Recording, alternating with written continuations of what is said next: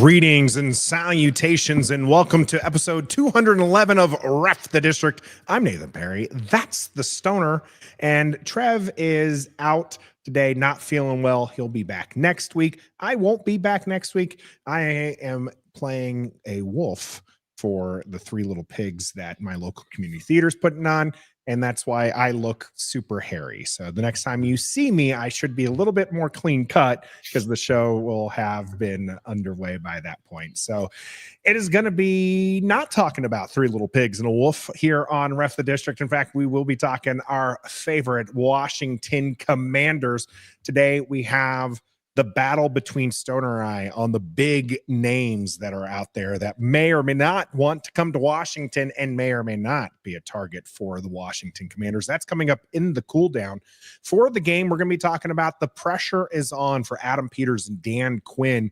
How do they make sure that this year, this 12-win regular season year, is not a fluke? We've seen fluke seasons before, 2012 for here in Washington. You can even look at Cincinnati making it to the Super Bowl with a talented quarterback unable to get back there, didn't even make the playoffs this past year.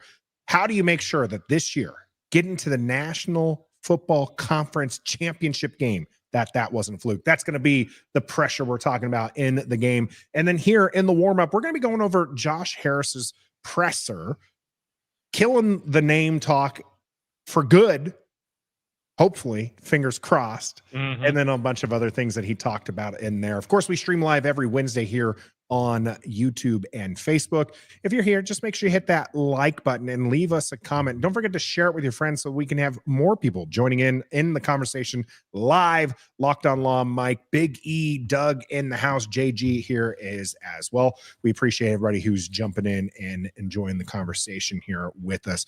We are a part of the Believe Network, and a part of the Believe Network means that we are also sponsored by Bet Online. If you're into Super Sunday, make sure you head over to Bet Online because they have all of their up-to-date information and news and betting odds right there at your fingertips. You don't have to bet just on that big game, although go Chiefs for your three-peat.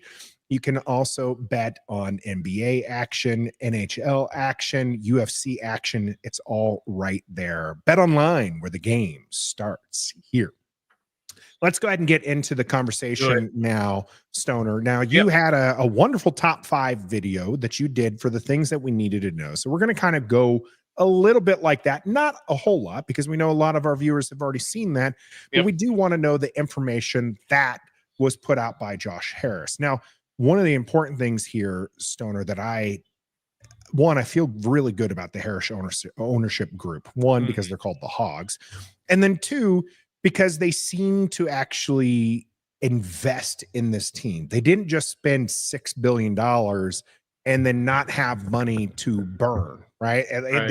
They've been putting money in, and as the team calls it, winning outside the margins. Now, we before have heard that as winning off the field. Well, now it seems that Washington is actually getting there, and we should have results coming soon from the NFLPA player grading system that they do. And I'm very interested to see those. But we've also heard about the things, and we've heard about some of the things they've done to Northwest Stadium, getting a sponsor being one of those things as well. So what were the big takeaways for you coming out of this Josh Harris presser? I think there's really 3 big takeaways for me. And let's go with the first one. And you kind of already mentioned it. And that is the investment, not just with dollars, but I don't know, just with caring, it was just so different than what we were used to. We were just used to a guy collecting money, building his little Madden team, and constantly losing. And it didn't matter. He was still making money hand over fist. So it's just nice that Josh Harris and his partners care about what's happening, and they're doing everything to improve it. And I think it's going to pay off in the long run.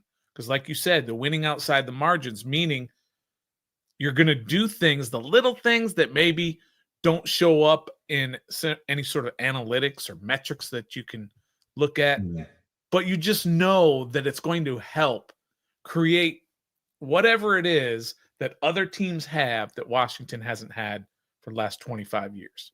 And there's some of them like simple things like a new shower area or a new sound system in the locker room.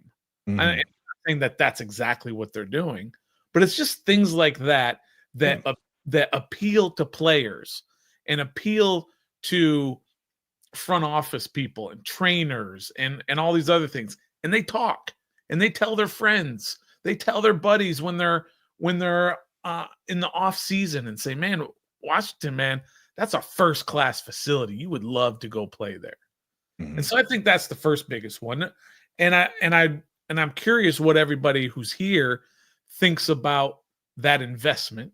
And I'm curious, Nathan, what you think about what Josh Harris is doing, putting his money where his mouth is and saying, we're going to make this a better, full organization.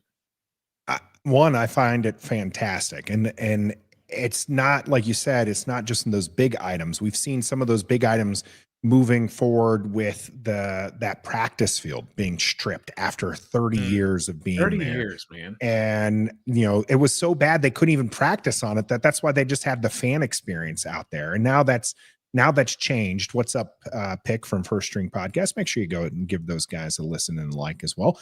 But the money that they're putting in here, JG kind of hits this one here. The investment that they're making on the stadium, that they will JG, they will be moving on from in 5 to 6 years, impresses me. That's from JG. And that is true. I mean, they're sitting there and they started off with $100 million. And I think Harris, I don't know if he dropped a number, and I don't remember if he dropped a number in the press conference, but they're going to be go ahead, Stoner. It was 75 million originally. Now it's 100 million. Yeah. I mean, that's a 25% increase. Yeah. And they're going to keep dumping money into it because they want to improve the fan experience. They want to bring us back into those seats. They don't want to have Northwest Stadium taken over by opposing fans. They want a winning football product and then a fan experience that is worth coming out for. And so they're putting money into it. And like I said they're not probably moving on from Northwest Stadium. If they stay in Landover, it's going to be a new stadium. Absolutely. So whatever money they're putting in there, what's that? They're not just going to fix up that stadium forever and ever. Oh yeah, it's going to be a whole new new digs that are being planned.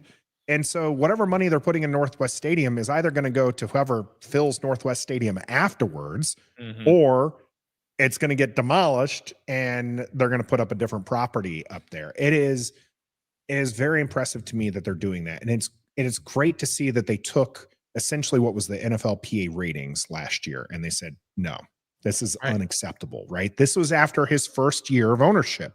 Now he didn't really have a lot to go off of, and they were still trying to figure some things out, but they got that. And this year you saw some of the minor things. They changed up the meals at the field house, and they changed cooks, and they were just like, hey, this is an F. What can we do to improve it? Some of the smaller stuff that's not even financial, it's just personal. Adam Peters calling family when the player gets injured. Like that's the stuff that resonated with the players a whole lot. They're like, we haven't had that. That's not something that we're used to. And it meant that they belonged. And, then they go into work. And like you said, they just have these minor things, and those little things add up. And as First String here saying, you have a first-class ownership group. I mean, it's unbelievable. It's unbelievable how we've jumped from what we used to have to what we have now. And I thought it was really telling. I think it was after the Detroit game. I don't remember if it was after Tampa or after Detroit game, but when Magic Johnson was holding that little scrum with the press, right, and he was talking about how awesome it is to win that game, and Josh Harris comes in and kind of gets in there with him, and he just talks about you just got to hire the right people and then get out of their way. Let the experts do what they do best. If you think about, I know we hate to keep going back to the previous ownership group, but that's all we have to compare it to, because that's all we knew. For most of our fans, that is their entire existence as a fan. A lot of us don't, like, I was a young buck. You didn't become a fan until you were an adult. Right. And for Trev and I, right, we were so young when they won a Super Bowl, so we don't remember the Cooks. That wasn't our era. Yeah. And so most of us, we grew up with the Dan Snyder. There's my dollar. For that was the team. And this is, I mean, it's so great, Stoner, to listen to these stories of, I mean, it's probably not great to hear, but like the Carolina owner, the Chicago owners, and the stories coming out, Jerry Jones, and the stories coming out, and people are just so unhappy with their ownership group. And then they compare to what Washington went through. And they're like, Washington had a bad owner. They sold the team, and the new owners are great. Yeah. And everybody's just like, why can't let's get rid of our old guy.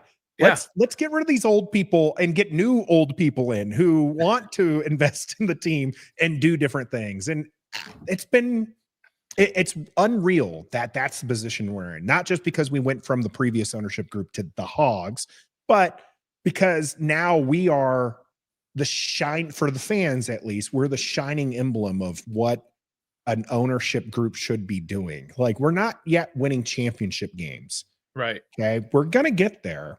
But as far as the ownership group, people are looking at Washington as now, hey, this is what we want our owners to be doing. Yeah. And people are saying, I don't think it's a coincidence, Nathan. I don't think it's a coincidence that all of this change happened and then all of a sudden there's success on the field. That's not a coincidence. And yes, we can say you got the number 2 draft pick and you've got the best rookie quarterback ever. Right. That's easy to say that that's why you got all those wins, but you have to put the right people in place and to be able to do that. And you've got to pick the right general manager. And Josh Harris even said that. The best thing I've done was hiring Adam Peters. And I'm not quoting him directly, but I'm saying that's basically what he's saying. When I hired Adam Peters, that was the best thing I did for this franchise because he knows what he's doing and he's got a plan and it's all laid out. And I just get out of his way.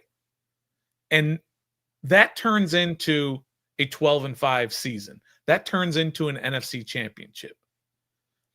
And sure, you can say Jaden Daniels was the obvious pick at 2, but he wasn't. There were plenty of people. I can look over to my, what direction is that? My left. Your everybody's you went the wrong left. way, Stoner, but I'm not going to argue with you. Right. And people are, and you would say Drake May was the guy. Oh, I didn't like Drake May, but or JJ McCarthy or Michael was a Penix. JJ guy. All of this, right? But Adam Peters knew that was the guy the whole time. And I promise you this, if they were drafting number 1 overall, they would have taken Jaden Daniels over Caleb Williams. That's how much they loved him because they got the right guy to evaluate talent. Get out of his way. And that's what Josh Harris is doing. I've given you the resources. You make that happen, and I'll continue to give you the resources, and you'll see the product. And that is a winning football team, a winning organization. And again, the example that every other team now is saying, go do what Washington did. And we're like, what? For real? That's us? I'm thankful that this past draft season, we went in with a consensus number 1 overall pick. Yeah. Right. That it was clearly going to be Caleb Williams, and the draft started at 2. That was all the talk. And the Bears bought into it, polls bought into it, and it was Caleb Williams from the jump. And that is honestly, I think, we're all very thankful for that, because then that meant that Jaden Daniels was going to be there at 2, because if Caleb Williams, for whatever reason, and he's an uber talented young man, he's going to be fine. He's going to be just fine. Well, maybe we'll see Ben Johnson. He won't be Jaden Daniels fine. No, but I think he's going to be. I think he's going to be just fine. But yeah, imagine if there was something that people were, actually looked at the flaws and they were like, no, he's not the consensus number 1. Yeah. And we would have had this, what are we going to end up with? But we didn't have to worry about that. We're good. And honestly, it feels good to be in this position. What else happened during this presser? I know we're bearing the lead here. We're going to get there. We'll get there. We're going to get there. One other thing before we get there to the obvious one. I thought it was just telling that he's doing a press conference at all, that he's actually answering questions. And we tried to figure out when was the last time the previous regime did that. We couldn't come up with anything except for like 25 years ago when he bought the team, or after maybe it was after a Cowboys game or something. But it was like in the early aughts, if that's the way you say it, right? The 2001 or 2002, something like that. Yeah, the aughts, yeah. Accountability is huge for fans. They want to hear from the owner. They want to hear what the plan is.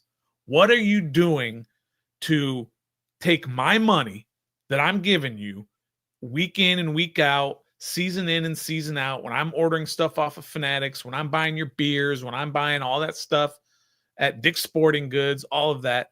What are you doing with that money that's going to make me happy?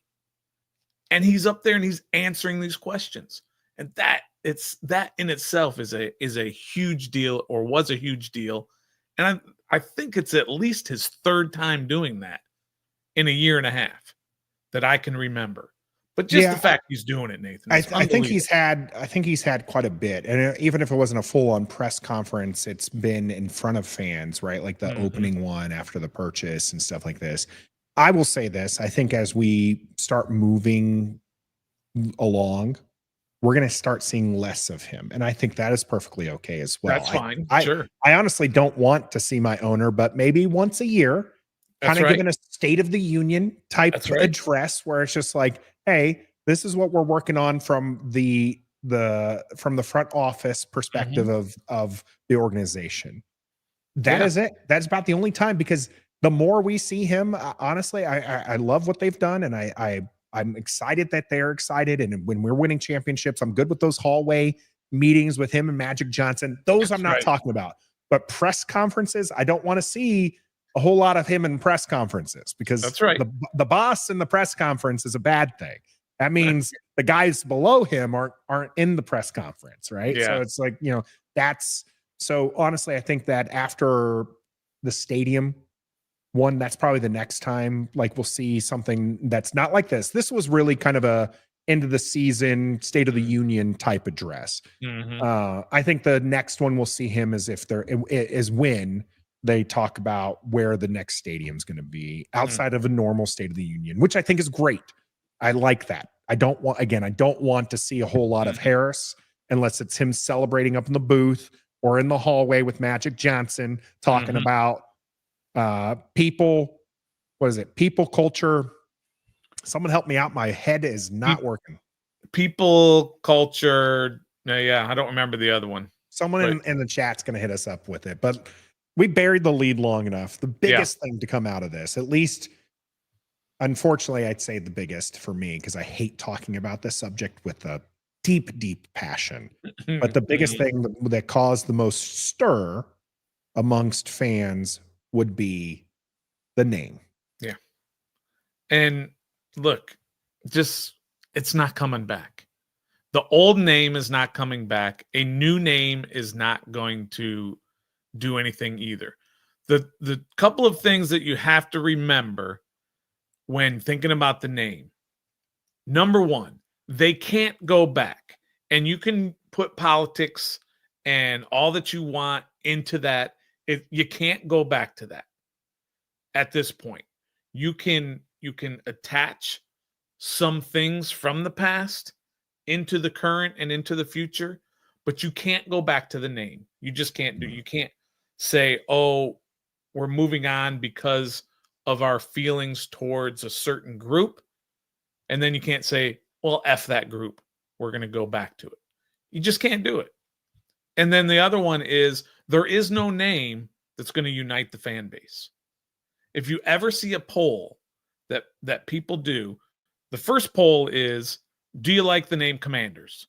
And you're going to get about 60% that say, no, I can't stand the Commanders. I don't like the Commanders. I don't think Nathan likes the Commanders. And I bet you at least 60% of the people in the chat don't like the Commanders.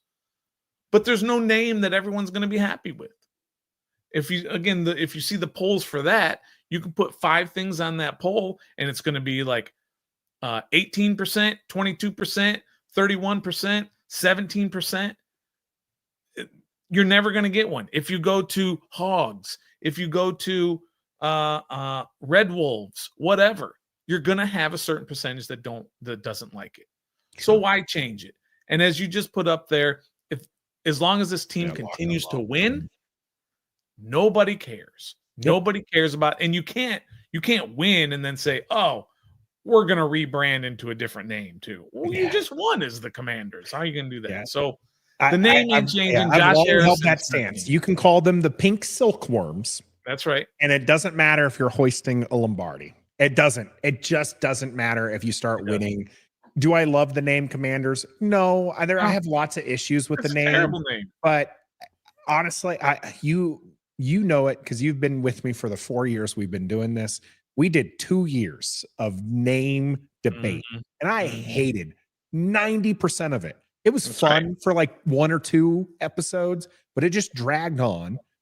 We picked the name, then people hated it, and it was like, finally we get to move on with it though, and then just people kept bringing it up. And I get this sentiment from Grimjaw. The name came from Dan Snyder, Ron Rivera, and to extent some other people would put in other names there that they don't like, but these two really were a driving force. That's all I'll say about that is what Grimjaw says. And I understand that. And JG kind of went down a path that I've seen several other people went down. And JG said, I was reading about the first Redskins owner, but drawing a blank at the name at the moment. We did remember it's Marshall for those. Wasn't too impressed with him. And you wouldn't be too impressed with him. Dude was outwardly racist. Complete racist. And whether or not you felt the name was racist or anything like that, not even talking about that. Marshall, the individual, was an outward racist. Washington, last team to integrate, had to be forced to do so. And not a good guy for all. And what did he name the team? Named them, well, first the Braves. It was the Boston Braves. And then Washington Redskins. Right. And so, again, like I said, whether or not you feel the team name is racist, the individual who named the team was a racist, and people got over that. That's right? People endeared themselves to the name, and that was the name for so long. And so I do agree that when Washington Commanders start winning more and more and more, just like we saw this season, Jaden Daniels was the top jersey purchased to start 2025. That's right. That's all you need to know. People, and this, by the way, this goes on to the fact, I know that people hate the jerseys. If it's a 5 Daniels, it doesn't matter if it's white. It doesn't matter if it's burgundy. It doesn't matter if it's black. It looks good on that field. Okay. So I get wanting to change the uniforms, and there's an opportunity, and there's hints that they're going to change the uniforms. They are. We'll cover that, and we'll talk about that. And it makes sense, and it's good and whatnot. But the name is here to stay. And when Washington Commanders start winning more football games, more and more people are going to come. And there are still those people who are upset. And Stoner understands it more than I do, because he's got a big old soft heart, and I do not. I hate this topic. And I really feel like the people who are hanging on to it are goobers. Sorry if I don't mean to alienate you viewers if you are in that camp. Just understand, I just don't personally care what this team is called.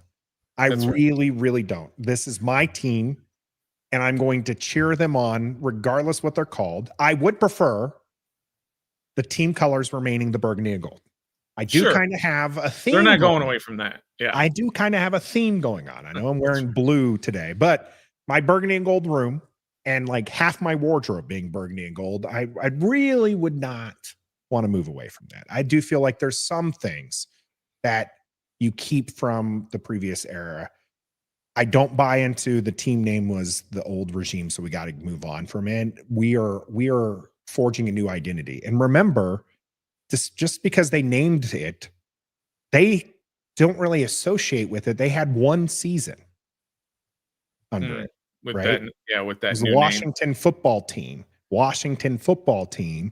Then they changed the Commanders. They had one season. Ron Rivera gets fired. Josh Harris comes in. Maybe timeline right? You think there might be 2 in there? It was 2-22 when they made the change. So it would have been the 22 season and then the 23 season as well. So Okay, so because they this would have last had, season was well, 24. 23 season was Harris's first season. Oh, okay, but I thought you were talking about Ron Rivera. But you're Yeah, right. no, So no, no, I don't there's care that about Ron overlap. Rivera. The most people, Ron Rivera, people are going to forget about. He moved on to Cal. The previous owners, who most people try to Yeah, pin the owners. name on, and like, oh, it's got that stink on it, right? He had one season. Yeah, one season with it. So, and look, the new guy who controls everything, obviously, he decides, and him alone, he can get input from fans, and he can get input from front office people and input from politicians and all that. But he alone decides what the name is going to be, and he says the name going forward is Commanders. Are you? Is it safe to say that you're going with Commanders? Yes. He said it twice. That's the name. Mhm. So, and he's never wavered from that. He has never wavered that the name is staying. He's never hinted and said, well, maybe we'll look at the name. He said, we'll look at everything when asked about the name, but he never said we're thinking about changing the name. So look, let's just enjoy it. That's the name. Let's move forward and let's enjoy football and the success that we now live in, and we can stop talking about the name at least after tonight for a while. At Yes, least. and I'm with a lot of our viewers. I'm still going to call them Skins from now. From time to time. I grew up with that, and I grew up with the Redskins, and I don't hate the name, Redskins, but I'm also one white dude, and that's just my opinion. I'm just Nathan. Okay, they moved on from it. I moved on from it. It's time to just move. I know Biggie, you had a different name in there. But the thing is, it doesn't matter. The name's not changing. And even if they went with your suggestion, the Warriors, people are not going to be happy with that. There was talk. I do think that the Wolves thing was the previous ownership being cheap, by the way. They 100% could have been the Washington Wolves if they just put a little bit of money to it. But they didn't want to put a little bit of money to something that, one, they don't have a lot of money because he was kind of broke towards the end. But then also being forced to sell soon, he knew that was coming. He didn't want it to come, but he knew it was coming. The Wolves thing, they could have greased the skids with a little cash, and we could have been the Washington Wolves. Red Wolves or regular Wolves, doesn't matter. Yeah. It's not the name. We're the Commanders. I wish we had a better shortened name, Stoner. That is probably my biggest complaint. I know I'm not alone in that regard. I was one of the first things I mentioned when it came to the Commanders. I didn't like it because what do you call them? The comms, the commies, the Manders. I have the perfect answer. The Dubs. Like, what do we call? The perfect answer. You call them the Skins. That's what you call them. Commanders. What do you call them for short? Skins. There you go. You just call them the Skins. Do we want to bring up the controversial tweet that is related to the name that maybe all these people have not seen from our tweet from earlier today? Oh, goodness gracious. This. I mean, all the tweet said was, if T. Higgins doesn't want to sign with Washington because he doesn't like the name, then that's when the name will become an issue. And all the tweet was trying to say is that T. Higgins doesn't give two F's about the name. So he's going to sign here if the money is right, not with the name. The name will not affect what happens out on the football field. And that's what we all should be concerned with. Yeah. When the name starts affecting how Jaden Daniels throws a pass to Terry McLaurin, then we can start worrying about the name. But until that happens, let's not worry about the name. Yeah, 82 comments on that post, and the vast majority did not comprehend the message behind it. Maybe I didn't write it well. And I think you read it verbatim, Stoner, but in case you didn't, we're going to repeat it for our viewers here. All right. We tweeted out, it was Stoner, if T. Higgins refuses to sign with the Commanders because he hates the name, That's when the name becomes an issue. Right. And everybody thought this was a T. Higgins tweet. Everybody thought that it was a dumb idea to sit there and like they thought we were pro change the name. And it was reading comprehension's hard. And I understand that. Nathan, people thought that we were saying that T. Higgins doesn't want to sign here because of the name, that we were insinuating that. All we were saying was that the name has nothing to do with what's going on in the field. So don't worry about it. Until that becomes an issue, then we'll worry about it. And guess what? It's never going to be an issue. It's never going to be an issue. Yeah. A player is not going to not play in Washington because we're called the Commanders. It's not going to happen. Yeah. They'll not play here because they weren't offered enough money. That's why. Yeah. Brian, you got it right. We forgot the sarcasm font. Yeah. I thought about it. I thought about doing the slash sarcasm or like some kind of face or something. Yeah, but then I was like, no, this is fairly clever. Stoner legit was baffled this morning. I was, and he was just like, was it worded poorly? And I was like, well, it kind of does sound like engagement bait, but it's honestly like it's not. If you just take time to look at it, it is what it is. But yeah, it is. It was fun. It was a fun morning for us as our phones were blowing up, trying to respond to people who did not get the point. The team name doesn't matter. Winning matters. And the winning pressure is on. Washington Commanders making it to the NFC Championship game.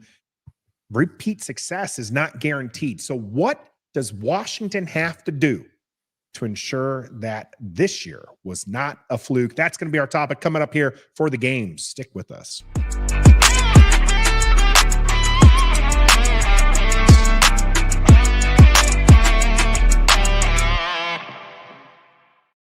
Welcome to the game here on episode 211 of Ref the District. We appreciate you jumping in with us. Make sure, if you haven't already, you hit that like button and you're a sub to the channel. Make sure you share it so other people can join the fun as we do stream live every Wednesday, 7:30 Eastern here on YouTube and Facebook. Of course, you can catch us on your favorite audio platform afterwards. We're going to be talking about pressure. Dan Quinn and Adam Peters in their first year of the recalibration got Washington 12 wins in the regular season, the sixth best record in all of the NFL. Not a fluke, not a fraud this year. Agreed. They made it up to the NFC Championship game, knocking off the number one seed Detroit Lions in Detroit. They came up with all sorts of excuses, but that was a butt whooping. Now, Washington didn't get his butt whooped in that championship game, but that's another story. We're not talking about that. We're talking about the success of Washington. Now, Washington has a good chance to repeat success next year, but they've got to do a few things for us. We're going to be talking about that here, but don't sleep on them, and you don't have to sleep. You head over to don'tsleepenergy.com. Use the code DISTRICT. Support a local DMV company with all of your energy needs, whether or not it's their regular flavor, their sugar-free flavor, or some of their fantastic gear. They can hook you up, and you can save a little bit of money by using our code DISTRICT to save yourself 10% off your entire order. That's don'tsleepenergy.com, where Don't Sleep Energy makes you great. Stoner, we're talking off-season priorities here for the Washington Commanders. Now, we're going to have a great debate here coming up in the cool down about some big names. But these were kind of the things that I honed in on when it came to what Washington needs to do. And we don't have to start from five. We can bounce around here. Brian, bringing up one of the biggest ones, the trenches. Build up those trenches is one of the things that I've seen most people agree with there. TB here, we lost the game to Philly because they have a stronger offensive line and defensive line. Correct. It's just what it means to the game of football is you need to build up those big boys. Now, I specifically focused on the offensive line, Stoner, because I wanted to keep Jaden Daniels protected and upright, but the defensive line does need some assistance there as well. Now, I kind of pushed that to a separate topic entirely, but why do for you, why is it important that Washington kind of builds up the big boys, the trenches, as it were? I think Jim Harbaugh said it just a couple of days ago. And he said, the offensive line is the only part of a football team that doesn't require or doesn't need help from anybody else to be successful at what they're doing. It's all on them to be able to be successful. They don't rely on receivers. They don't rely on the quarterback. They have to do it themselves. And that's the biggest part. The quarterback needs the receivers. The quarterback needs the offensive line. The receivers need the quarterback. The running back needs the offensive line, right? Everybody needs the offensive line to be successful. And so that is the sort of thing that Washington needs to do. If you talk to Nick Saban, if you talk to Bill Belichick, and all you have to do is examine, if you talk to Kirby Smart, examine what got them to where they are as far as Hall of Fame coaches, the best coaches ever. And it's all about the offensive line. And conversely, the defensive line to combat an offensive line. And that's the pressure that Adam Peters and to a lesser extent, Dan Quinn, because he's got to coach these guys up, but Adam Peters is under now because the expectations are completely flipped. When you go to an NFC championship game in your first year, and that's awesome, and you ride that high, and then all of a sudden, the next day, when it's all over, you're like, oh shit, I got to do it again. And it's on me to do it. I don't know what the number is. Is it 26 free agents again? Yeah, I think the number is actually maybe even in the 30s. Out of a 50 some odd roster plus your injuries. It's a high number. It's going to be another big year of turnover. Yeah. Think about all the guys that they signed to 1-year deals and all of the guys whose deals are expiring. We're talking about the Jeremy Chins, the Bobby Wagners, the Zach Ertzes, the Noah Browns, and then guys who are coming off of their deals, guys like Zacchaeus and Diami. And I mean, there's just so many that you have to look at. Your favorite tackle actually is on the block. Who's that? Bates. Wiley?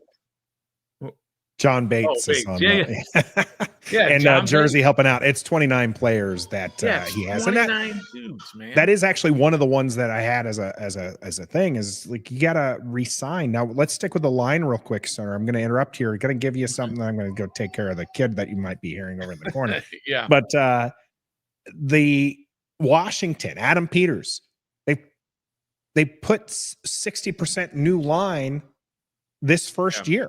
Yeah. And we're saying that they need to do more. Now, of course, Sam Cosmi was re-signed last year to a lucrative deal. He gets injured late in the playoffs, so he's going to be out some. So you need to replace that. But you just drafted a tackle, Brandon Coleman. You got a guard in Alan Gretty, and you got a center in Biotish. Right. You know, that's your whole center to left. You had a whole new. So why is it important that Washington continues to put money and draft picks into the offensive line? I'm going to let you answer. I'll be right back. Yeah. It's crazy that when you look at Washington's offensive line and you don't necessarily look at it and say, man, you need to get rid of this guy and this guy and this guy. You've got a solid center and you've got a solid left guard. And obviously you've got a really good right guard in Sam Cosmi. But when Sam Cosmi got hurt, and now he's basically going to miss the entire season, and that throws a whole new wrinkle in what Adam Peters has to do to rebuild that line. Wiley's probably gone. I think he's got one more year in his contract, but his dead cap number is really small. So you're probably going to get rid of Wiley. You've got to figure out what you're going to do at right guard because you can't bring in a long-term replacement because Cosmi's only going to miss theoretically 1 year. Sure. So what are you going to do there at right guard for the time being? You've got your center. Your left guard was pretty darn good, but he wasn't great. But then you've got your left tackle. You're not sure. He's a third rounder. You're not sure if he was there. He wasn't detrimental to the success, but he wasn't necessarily blowing people away either. So there's talk about moving him into left guard and then drafting or signing a left tackle. So you could still possibly rework 60% of your line again. and you wouldn't upset a whole lot of people. The only ones that may be back are going to be Biotish at center and maybe Coleman moving from tackle to left guard. And the rest could be completely reworked. So, man, it's going to be so difficult to figure out how to do this line, how to rebuild it. Do you cut Wiley? Do you bring in a long-term replacement for Cosme? Do you kick Allegretti to the curb, who, by the way, has a 3-year contract and is not terrible? Do you move Brandon Coleman from left tackle into left guard, or do you leave him there? Because if you leave him there, listen, if you leave him there, and let's just say Cosme is healthy, the only one you're replacing is right tackle, is Andrew Wiley, and your line is all of a sudden going to be Super Bowl level line? I don't think so. You got to do more than that. So again, the pressure is on these guys to figure out how they're going to rebuild or retool, recalibrate. That's probably a good name. That offensive line. Sounds familiar, at least. Yeah, to get it to where it needs to be a successful NFC team. For the record, Andrew Wiley, if cut pre-June, the cap savings would be $7,750,000 according to Over the Cap.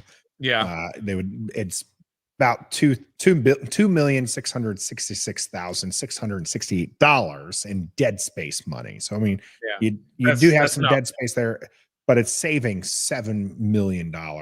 Allegretti, interesting enough, would cost us money because dead cap space is at 6.7, and he would his cap number is only 36 or 3.6, meaning we'd lose out on $3 million in negative cap space by doing that. So Allegretti definitely not going to go anywhere.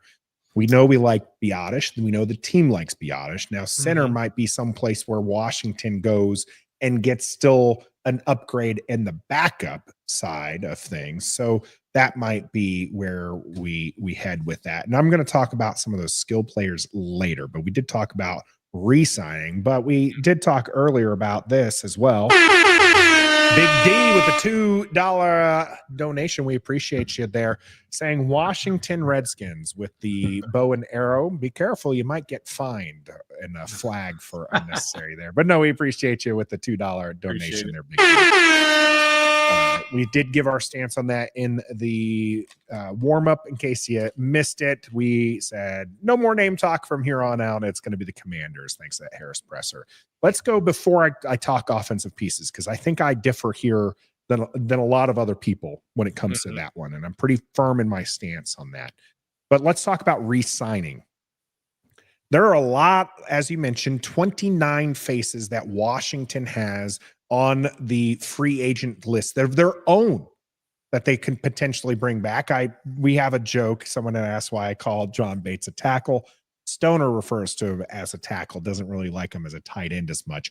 But John Bates is one. You have a couple guys, Zach Ertz and Bobby Wagner are on that list. Now, Bobby Wagner was at Josh Harris' presser, so maybe he's coming back, Stoner. But who on that list would you bring back? Who do you think is important? Marcus Mariota getting looked at pretty heavily as a bridge quarterback. Yep. For a lot of teams that are QB needy.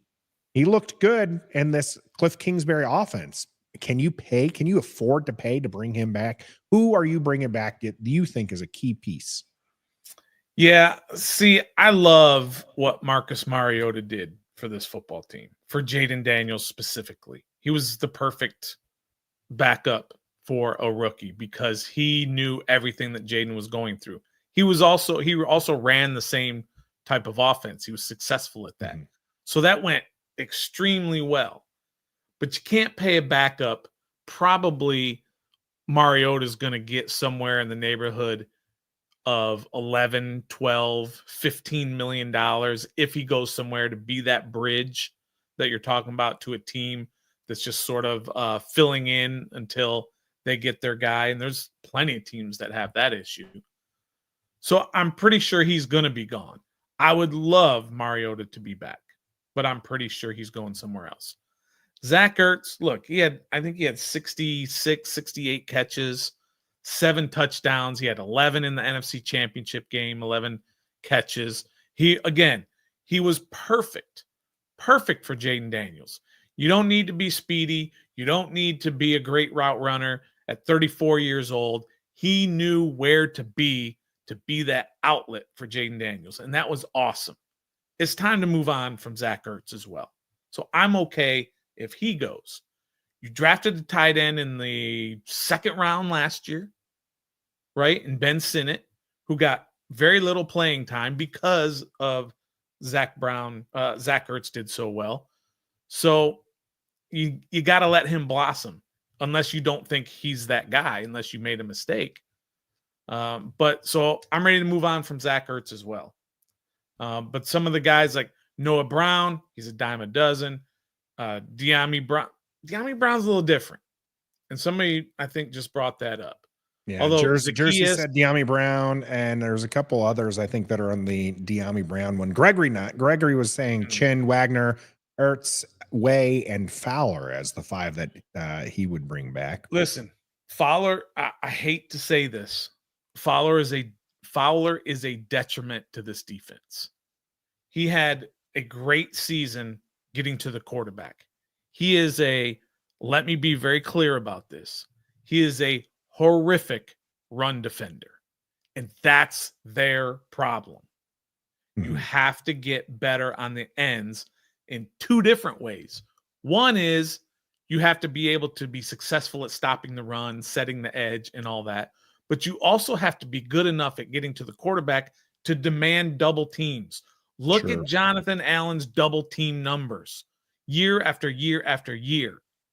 They can double team him because they don't have to worry about Dante Fowler. Nobody on that outside edge there, yeah. Right. They don't have to worry about that. And when you don't have to worry about it, you can double team up the middle. And Daron Payne doesn't get as many double teams, but Jonathan Allen gets double teamed freaking all the time. And that's where Dante Fowler needs to shine, and he can't do it. That first play for the Eagles defense, or the Eagles offense, right, was the 60-yard run by Saquon Barkley because Dante Fowler did not set the edge. He went inside. You can't do that. And that's why I don't want him back. He's a good locker room guy. He's good at getting to the quarterback, but I need a defensive end that can set the edge, that can command double teams, and can stop the run. And Fowler can't do it. So that's why I'm not on the Fowler. He's got to go. Yeah, I would be okay if they bring him back as a situational pass rusher. If they bring him in those 3rd and longs and that kind of situation, to me, that's fine. He was asked, they knew what they had in him. Okay. These coaches were very familiar. And at this stage of his career, he is who he is. And he's a situational pass rusher. Right. He can get pressures and he can do the thing, not to the point, like you said, of being dominant, but at least he can do that. But he was unfortunately out there and asked to do more than that, and often was put in a position where if he sets that edge, Bobby Wagner's there. I mean, he the fact that he didn't set the edge is how Bobby tripped over him on his way to get that tackle, and it didn't went there. And locked and lobbed. Jonathan Allen is actually under contract this year, so he's in the final year, as Grimjaw's pointed out. Yeah. No, I'm not saying about. It was in the comment section because you talked about Jonathan Allen being double teamed, so people were talking about Allen, and I just wanted to make sure that doesn't get too far into the comment section there as far as now what it is. He does have a smaller dead cap number this year because this is the final year, I believe. Of his I have those numbers in case we wanted to tell people. Yeah, his cap hit right now, if he stays with the team, is $22,470,000. Yeah, he is only guaranteed $6 million of that. So if Washington were to cut him, they save $16,470,000. Yeah. So I don't think they want to cut him. I think he's a valuable piece as far as a trade, but that other teams might not want to dance with a guy who's coming off from an injury, who's north of 30. And is he north of 30? He's got to be right around there. He's and he's not necessarily while he's on the NFL top 100 list, he is not somebody who has to be constantly forced. Jonathan Allen is right at 30, by the way. He's just celebrated his 30th birthday in the 16th. I predict that Jonathan Allen's actually going to get an extension, that they're going to push out his money, down the road a little bit, make it a little bit more team friendly. And I think they're also going to do that with Terry this year. Both of them. I think they're going to do that. Yeah. They like John Allen. John Allen does exactly what they need him to do. John Allen, believe it or not, is a good leader. He is a good locker room guy. He's a good culture guy. He's a good football player. John Allen's don't come around every day. And while you may quibble at his cap numbers, that he's like the second or third highest paid member of the team, and he's not throwing out these great stats for that, he is still an above average, and even higher than that, he's still a top 15 defensive tackle in the NFL. And those don't grow on trees. And if you can fill in around him a little bit better, then he's going to be able to perform a little bit better. Sure. And like I said, he's great in the locker room. There was a reason before this year, and also a couple of times this year, that he's the guy leading the huddle in the pre-games, the hype huddle, whatever you want to call that. He's a leader. And both coaching staffs, the one previous and the one now, believe in Jonathan Allen. So we got to get rid of this whole idea that he sucks and he gets paid too much and they got to cut him or trade him or whatever. You need Jonathan Allen's on your team. Not everybody's got to be a superstar.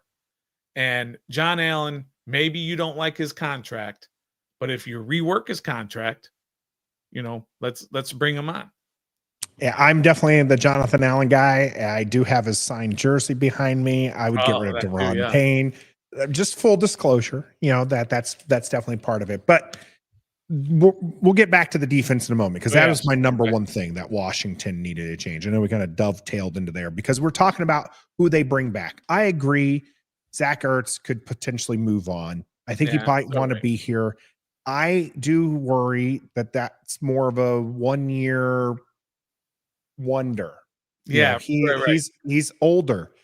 Can he do that consistently at this age? You got to think the year before he didn't even play much, right? Like, so it's like, what are you going to consistently get that? We know he doesn't want to hang it up, but we also don't have to pay money to see whether or not he can continue. He can repeat that for Washington. Bobby Wagner is one who I would bring back. Kind of similar when you're talking about Jonathan Allen. This is a leader. This is somebody who's so intelligent, and you win games off of Bobby Wagner's presence Monday through Friday. Okay. Not what he does on Sunday, but what he does during practice. Remember all the way back, Sam Cosmi talked about him. He talked to Sam Cosmi. He said, "Your knuckles are white. I know exactly what you're doing." And Sam Cosmi is like, "Oh, dang, I am. I'm totally giving up exactly what we're going to do." And that is the kind of like football knowledge that's just going to continue improving this team. So I would keep a guy like Bobby Wagner around. But Zach Ertz, I can see walking. What about, we brought it up earlier, we didn't really get into it, the Diami question. The Diami question is really befuddling for me because you can see the talent. It's not like he's not a talented guy. When you go out, and I remember our first training camp after COVID. So was it 2020? No, it was 2021 because it was right after we started our podcast. And we went there and watched Diami just obliterate dudes on the practice field. The talent is there. The belief in him as a receiver and that he can hold on to the ball doesn't seem to be there. But how he improved once he got a real quarterback. And he took that next step. But is his ceiling enough that you would want to, give him a 3-year, $17 million. No, I agree with Gus here. Diami is a sneaky get if he's open to coming back for a cheap deal. He's gonna get a deal bigger than that. Yeah, I if you can bring him back for cheap, and if you can bring him back, especially on a 1-year prove it deal, yeah, I would be ecstatic about that. I'm going to bring up Diami's stats here because you're talking a little bit lofty of him, as if he had this great improvement. I think that might be some recency bias because, well, he had a successful year. I'll tell his stats on the year. He had played 16 games, started 3 of those games. He was targeted 40 times, caught the ball 30 times for 308 yards, practically doubling his catch total and adding another third to his receiving totals for his career. His career, right? For his career. That's his career. Jump. Yeah, his career, he has 784 receiving yards and 59 catches. I get it. This was a banner year for Diami Brown. Now, you kind of spoke as like he finally had a quarterback and he stepped up. My issue with Diami Brown and why I would only do a prove it deal or a very team friendly deal is it took really until the Tennessee game for him to kind of come into play. It was Noah Brown injury. It was Jamison Crowder not playing. It was, it was all this because he was up until that game, wide receiver 4, wide receiver 5. Yeah. Like I would love to go back and look at the snap counts because I think Luke McCaffrey was seeing playing time ahead of him for most of the season. So he came on in the playoffs and we're all like, wow, who is this guy? But I mean, he did start, like I said, the Tennessee game, he started kind of getting a bigger role. And I would love to see if that's the Diami Brown we drafted, if that's what we had high hopes for when he was picked up. But I don't want to pay good money for that. Yeah. We have a guy we signed. We put our claim, or we used a claim on KJ Osborne, who was that guy in Minnesota and didn't repeat that success. Yeah. Do we become the New England Patriots essentially and pay for a KJ Osborne type player? And that's not what you end up getting.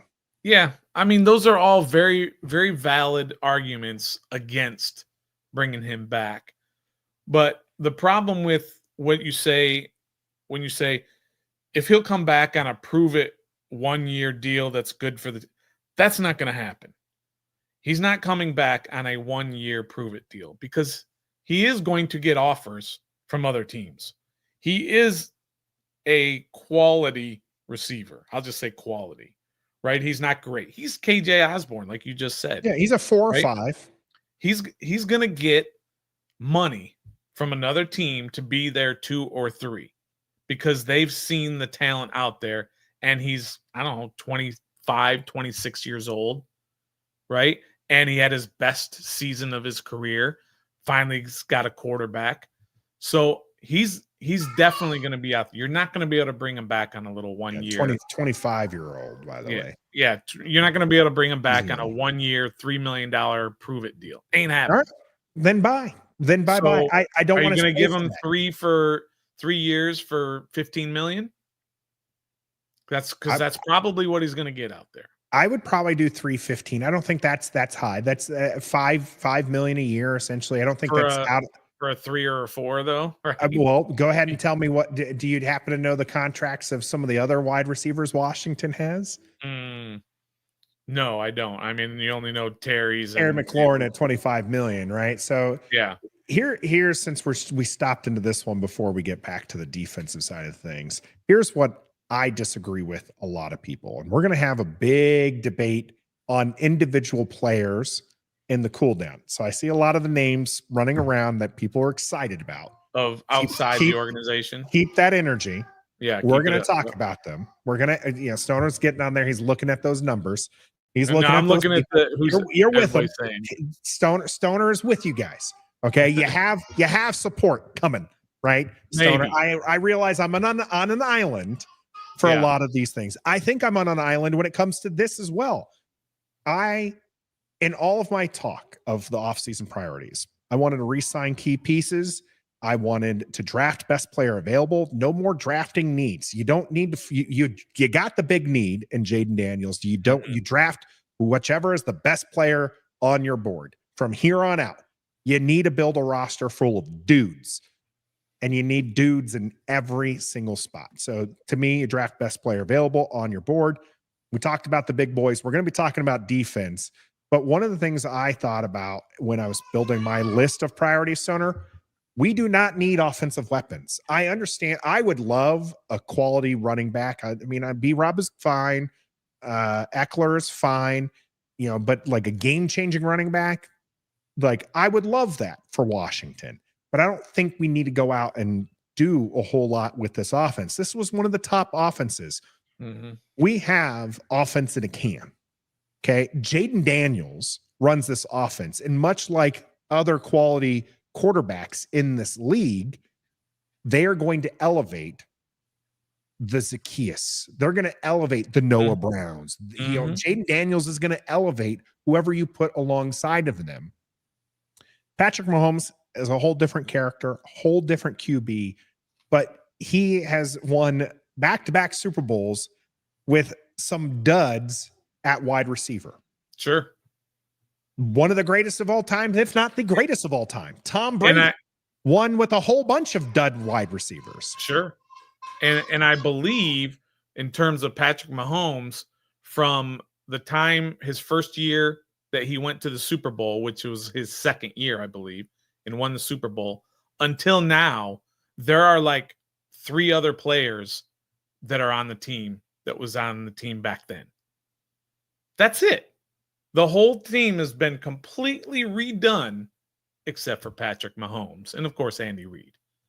But that's the greatness that you're talking about, Nathan, and I fully support you on saying that this offense does not need revamping or sprucing up or all of that. You don't need that. If you get it in certain ways, that's great. But you don't need that. That's not where your priority lies. Your priority lies on the other side of the ball, where you gave up 55 points in the NFC Championship game. That's the problem. The problem is not on offense. So your priority, and back to the what this whole thing is about, is the pressure is on Adam Peters to rebuild that defense. Let's not forget, Dan Quinn is the de facto defensive coordinator, right? He's pretty much, he has his hands all over the defense. They gave up 55 in the NFC Championship.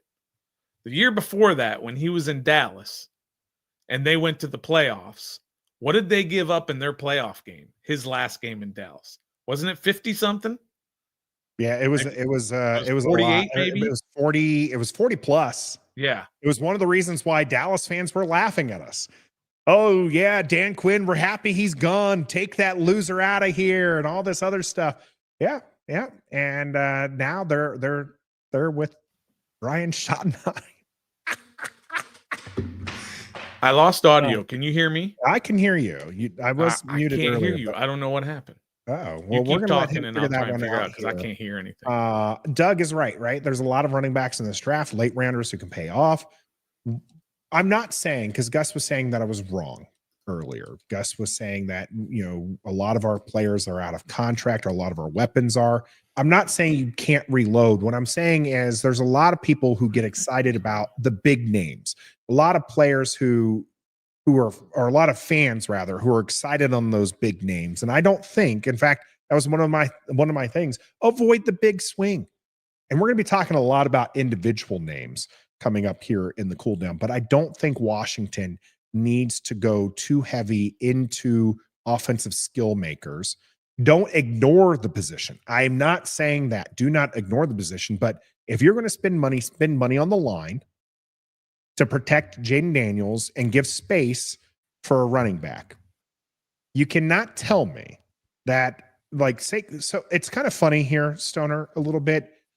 We've talked about this before, about how to build a winning team. Mm-hmm.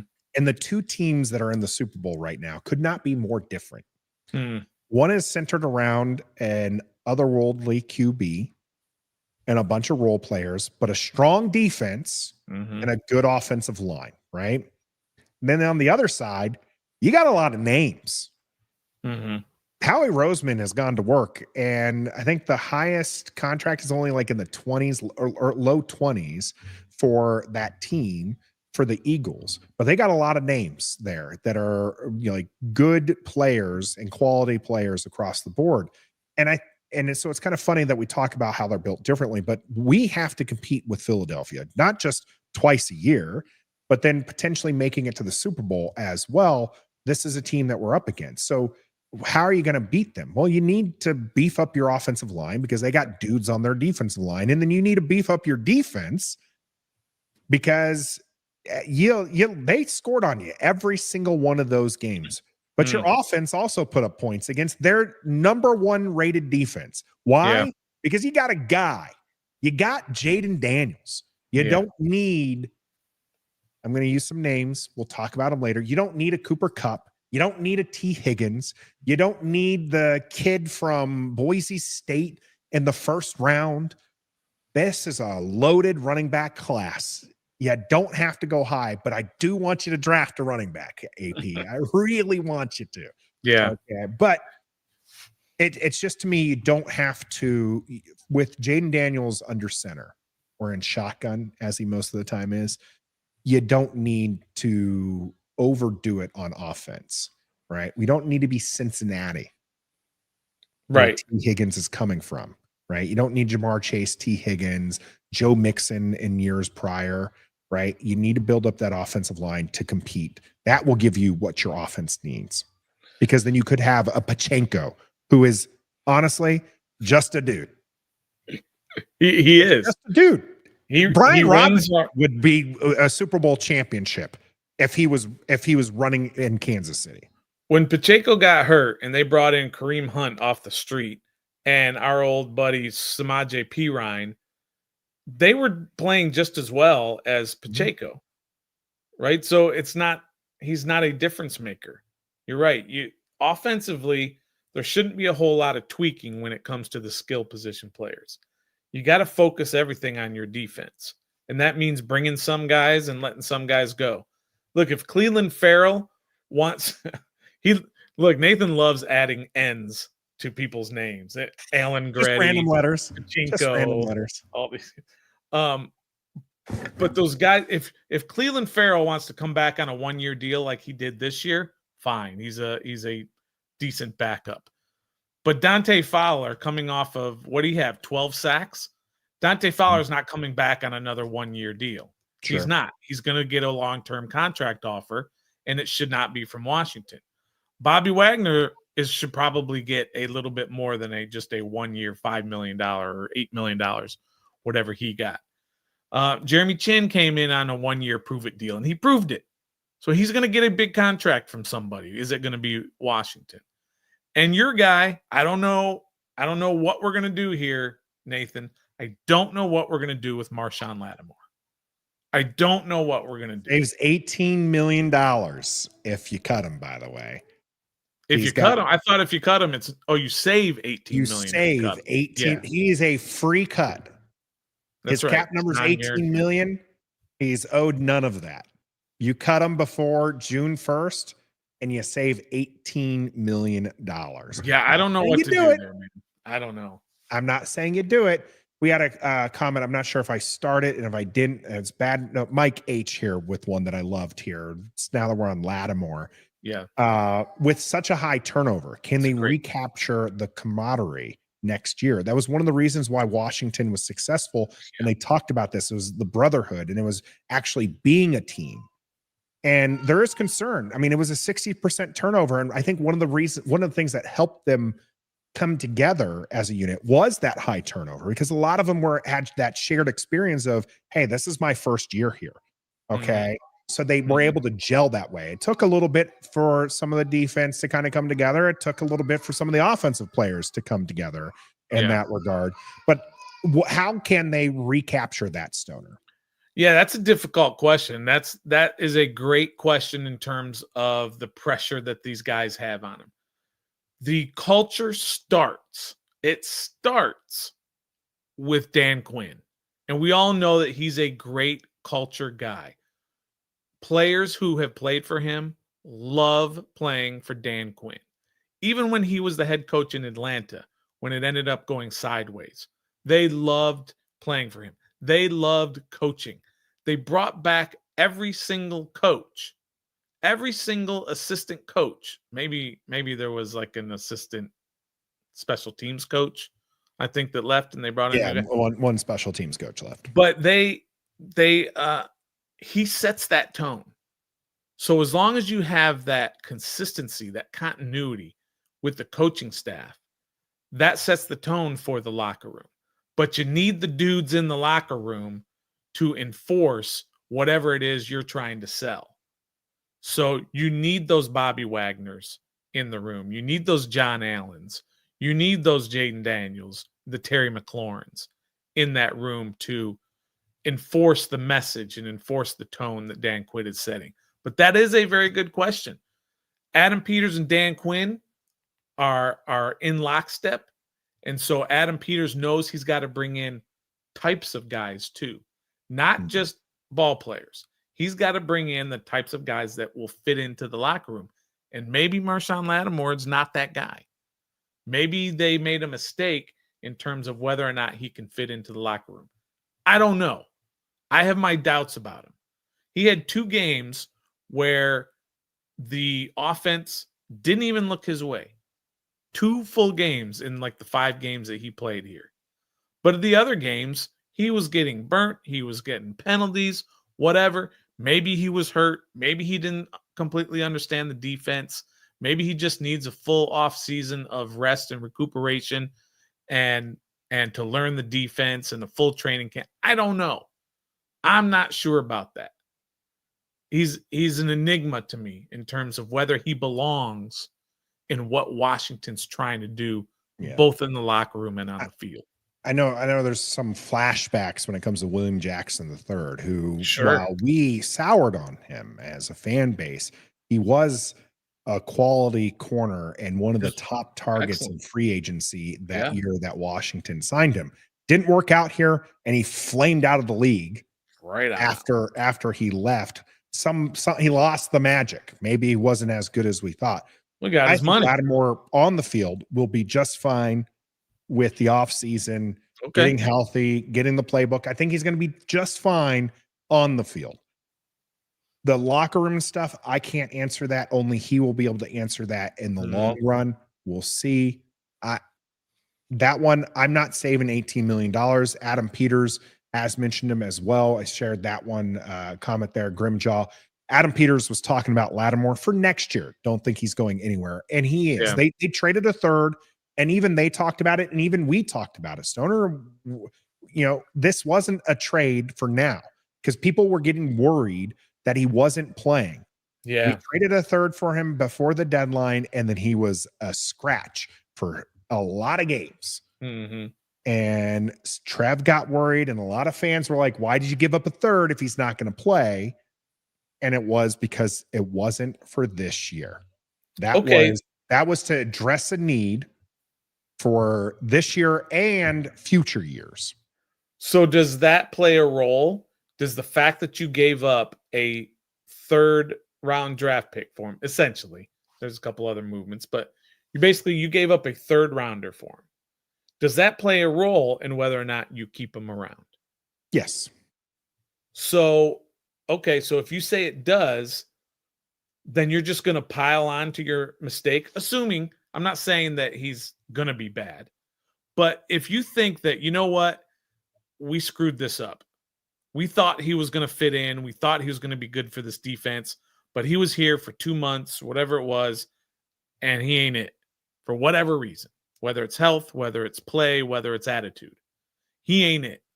Do you say, but we got to keep him because we gave up a 3rd? No, that you don't do. That you That cut is bait. just that's in the back of your mind where you're like, Yeah. we did give it's a sunk cost theory is what it is what it's Yeah. called, right? You've invested this already. You got to see where it plays out. Okay. Washington, I guarantee you the coaches and stuff, they want Lattimore. They want a guy like that. They want a shutdown corner. Adam Mhm. Peters and Dan Quinn will give Marshawn Lattimore some rope. Okay. They're going to Okay. give him that. It wasn't just for last season.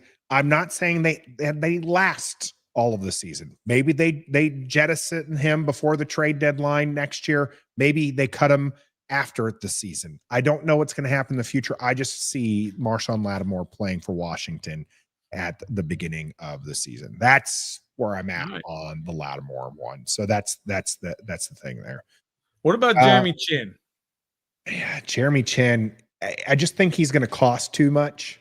I thought he Yeah, played you're probably right. fantastic for Washington. He Yeah. was on a 1-year prove it deal. He proved it. He proved that there's somebody looking for a strong safety, a box safety that Jeremy Mhm. Chin provides, and they're going to want to pay that. I don't know how expensive box safeties are these days. I mean, he's essentially a linebacker plus Yeah. at this and this kind of offense and defensive scheme, which is why they're important. But I just think that he might end up being too costly. Here's something I think that a lot of people misconstrue. Washington, everyone remembered it was like $100 million when it came to the cap space. Well, people need to understand Washington only has so many people signed to the roster right now. Mhm. And after they finished all these like future contracts and everything, I think the actual number, and because you got to save money for the draft picks that you have Yep. as well, it's like 63 million. Yeah. It was like $40 million right there that just went poof. Okay. Yeah. Yeah. Now you're talking about re-signing your own guys. How much is Bobby Wagner going to cost you? How much Sure. is a Zach Ertz going to cost you? You keep Jeremy Chin. How much does he going to cost you? Now all of a sudden you're talking about you don't really have $63 million at all because these are players like you have to fill out a roster of 53. Yeah. Washington, I think, is just north of 30 on the roster count right now. Yeah. So they've got like 20 dudes that they got to sign that go against the cap, and it's just going to eat it up. And you can restructure guys like we were talking about. You can restructure John Allen. You can restructure Terry McLaurin, which I'm making this prediction now here on February 5th, 2025.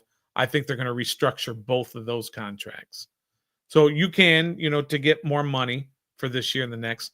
But I also don't think that this is the time when that they're going to they're not going to go from, hey, we're trying to build something, we're trying to recalibrate. That's the word they use. I don't think they're going to go from recalibrate to all in one off season or after one season just because they got to an NFC championship.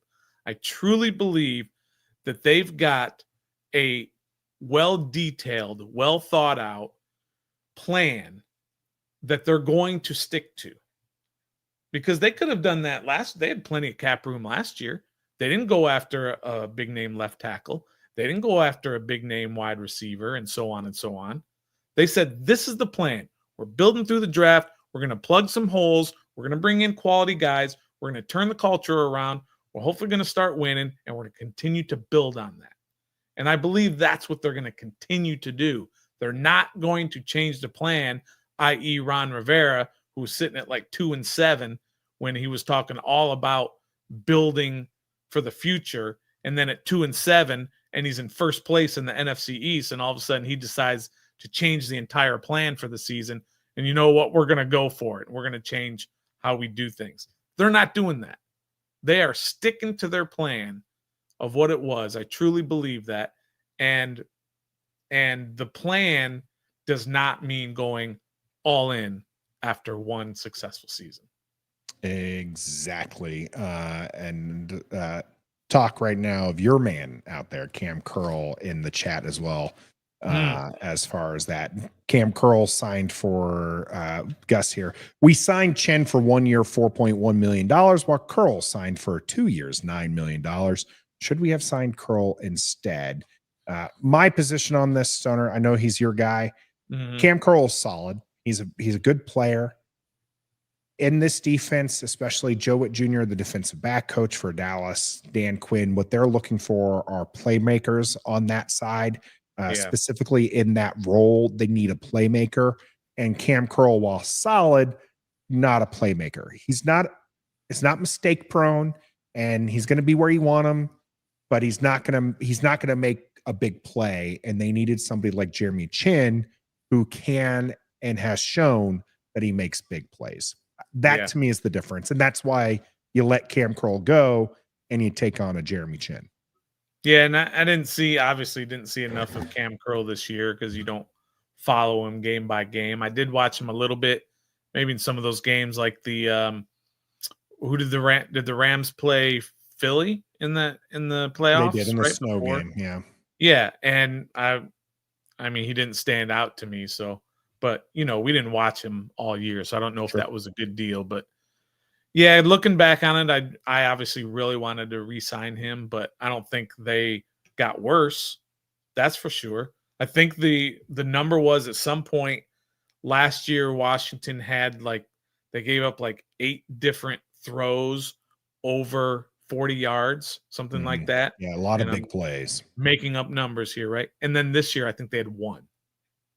If that, for throwing down the field touchdowns. And that's usually where your safeties are going to show up or not show up in Washington's case last year. So I think it was a good decision to bring Chin in, and I would like to have him back, but I think he's going to get a nice deal somewhere. Yeah. Well, we do agree that defense is where Washington needs to put their focus on. Giving up 55 points in the championship game. Just all year, the defense seemed to be the part that needed the most work and fixing.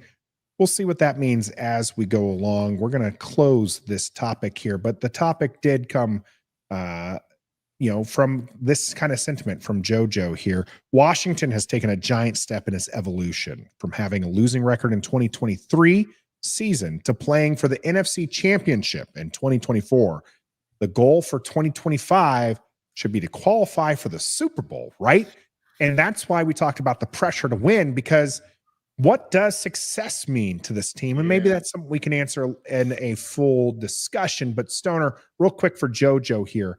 Do you think that next year, because Washington made the NFC Championship game this year, is success only now measured by making it to the Super Bowl? I mean, that is such a difficult question to answer, because outwardly you're obviously going to say that, right? You have to, you want to do this, right? You don't want to do this and then come back down and still think that it's successful. But I do believe that you can have a successful season next year and not go to the Super Bowl, if that sounds as weird as it can be, because this team caught lightning in a bottle. There were games they should not have won. There were definitely games. The Detroit game was awesome. They earned that. They kicked their tail, but maybe they shouldn't have been 12-5. Maybe they shouldn't have gotten that chance to have the 6th seed and be able to play Tampa instead of the 7th seed and playing Philly in that first round or whatever, right? So that would have changed possibly your upward trajectory. But that's a hard question, man, because it's logically that's your next step. The coaches are going to say that's your next step. The coaches are outwardly going to say that, but internally, I think if they can continue to improve the overall quality of the team, then I think that can still be considered a successful season. Because this year, the only success you were worried about is making sure you had your quarterback of the future, right? And everything else was gravy. Winning 12 games. A lot of gravy. But next year, and we've talked about this a lot earlier, they could go 10-7 and actually be a better football team than they were this year. Yep. Because of everything they're doing around the quarterback.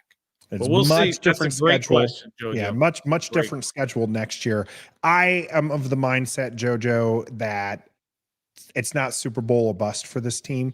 Yeah. I do agree with some of our people here. Ricardo, the goal should be win the division. Gregory success is to be in the playoffs and try to make it all the way. That's what teams play for. Gus saying, I'm looking to win the division consistently starting in 2026. I like that. Right. Gus. These, this is something that I'm kind of in the mindset is I want, and this where this came from is I don't want this to be a fluke.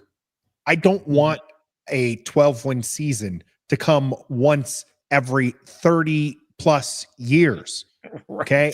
I don't have that time anymore. I'm about to be 40 years old. I just don't got that time anymore. Time okay. is limited on Earth. I want Washington to be a successful franchise the way that I remember them, even if that's just not what they were most of the time that I've been watching them. So yeah. And me, I want to see consistency and I want to see victories piling up. Washington, despite having 30 years of absolute deprivation, remains one of the winningest teams in the league. In history. In the league history. It's insane. Yeah. It's insane how much how bad we've been that we're still in the running for something like that. And maybe to get to the Super Bowl, Stoner, you need to sign a big name. That's not what I think, but Stoner does. He thinks we should go after some of these big names that you've been mentioning in the chat. Stick with us here, and we'll be talking about T. Higgins and Myles Garrett and a couple others that have come up here in the cool down. Stick with us.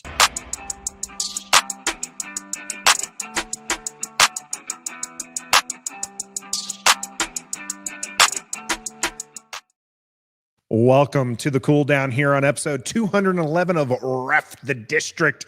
We're talking about who to sign. A lot of big names kind of headed towards Washington, and the media's kind of sense as some of these players have come out and talked openly about wanting to be traded and how Washington is an exciting place and pundits all over talking about it. Maybe the odds are in Washington's favor to sign a few of these names, but you might want to head over to Bet Online to check them out and check out those live odds, especially if you're into Super Sunday. Bet Online has all of your up-to-date information and betting needs right there at your fingertips. If it's not Super Sunday, go Chiefs for your three-peat. Beat them filthy Eagles.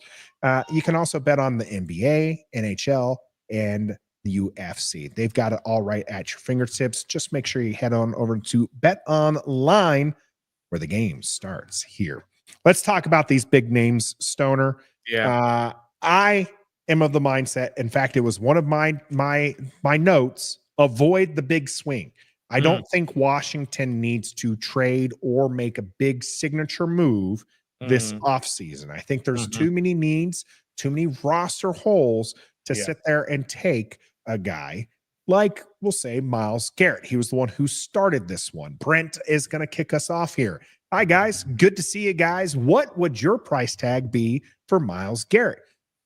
Gus following up 2 firsts and 2/3 for Garrett. Should get it done. You think that's enough? And why do you want Garrett? Because you are staunchly in the I'm running to the telephone to make this trade for Myles Garrett. This one. You've been kind of painting me, or putting me in a corner or painting my picture. I don't know what the right cliche is, but you've been saying that I want to sign all these big names, right? No. I want to sign one big name, or I want to trade for one big name. And that's Myles Garrett. Myles Garrett is a game wrecker. He was a game wrecker this year, last year, the year before, the year before, the year before, the year before. He's done it. He's a future Hall of Famer. He's only 29 years old, I believe, right? Yeah. He's not old. He plays every game. He plays hurt. He produces. He's awesome against the run. He's awesome getting to the quarterback. He's the defensive player of the year last year. He is everything that this team needs. This is a difference maker. This is a guy that can change a season. This is the Jaden Daniels of the defense. That's what Myles Garrett can do to a defense. He can completely change your defense. As bad as Cleveland was year after year after year, Cleveland's defense was scary good. And name another player on Cleveland's defense other than Myles Garrett. You probably can't, right? So that's my take on whether or not to go get Myles Garrett. Now, what is it going to cost you? That's the problem, right? If somebody, I think Gus was kind of close. If you say 2 firsts and 2 thirds, right? Your firsts are going to be, your first this year is 29th, right? Practically a second at that point. You can have that, right? Your first next year is going to be 32nd, right? Super Bowl. Yeah. You're going to win the Super Bowl next year. So it's going to be the 32nd. That's why it's going to take a couple of thirds or a player or a John Allen or a Durant. People like throwing those names around, but I don't see that happening. I don't see a player for player trade here. No. Yeah, because it's not like the NBA. You don't really see a lot of this whole player for player. It's also, I love when people do the trade scenarios that they have like a 3-team trade scenario. I really want to see how many times in the NFL have we seen a 3-team trade scenario like you do in the NBA, where it's just like we needed to make the money work, so we involved this other team and sent some packs to them. But this is not it. And even you can hear it. She's telling you don't get those kind of trades. Yeah, and plus everyone wants to be like, and throw in and give them Brian Robinson or whatever. They don't want Brian Robinson. They don't want your trash. So they're not gonna take your trash. And sorry, I'm not really calling Brian Robinson trash, but he's a Jag. They don't want your Jags. They don't want your Deron Paynes who have the high cap numbers. They're not gonna just, give me your worst cap guy. We'll take that off your hands. That's not happening. They want your better players.